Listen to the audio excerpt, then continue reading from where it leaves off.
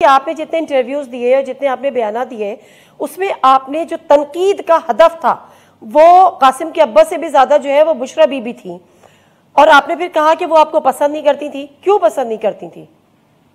وہ ہر اس شخص کو پسند نہیں کرتی تھی جو ان کی اصلیت کو جانتا ہے کیا اور جس اصلیت کا ان کی؟ تعلق خان صاحب کے قریب لوگوں میں ہو، جو خان صاحب کے ڈائریکٹ کانٹیکٹ میں ہو، وہ اون چودھری ہو، وہ علیم خان ہو، وہ جہانگیر ترین ہو، وہ ڈاکٹر فردوس عاشق خوان ہو، اور اسی طرح کی لمبی سیریز ہے کہ جس شخص کو اس کی اصلیت کا پتہ چلتا تھا، اس کی بیک گراؤنڈ سے واقف تھا.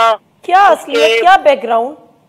آف کورس آپ مجھ سے بہتر جانتی ہیں کہ جب وہ بنی گالا کا حصہ نہیں بنی تھی تو ان کے ایسٹس کتنے تھے، اوکے. اور جب علی بنی گالا کا حصہ بن گئی تو فیملی کے 2400 کروڑ کے ایسٹ جو ہے آپ کے میرے تو نہیں بن سکتے تھے نا، تو وہ کیسے بن گئے؟ وہ ان کے بچوں کی، ان کے بھائیوں کی جس طرح سے تیزی سے اثاثوں کی ترقی تھی وہ انڈیکیٹ کر رہی تھی کہ وہ کیا کر رہی تھی.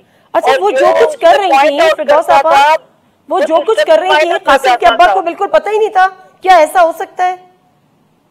قاسم کے ابا کو یہی تو، وہ اسی کو تو ہپنوٹائز کرتے ہیں، اسی کو تو میگنیٹائز کرتے ہیں، اسی کو تو میسمرائز کرتے ہیں کہ آپ کا ذہن معاف کر دیا جائے، آپ کی سوچ کو بالکل ایک مخصوص ایجنڈے کے گرد فوکس کر دیا جائے.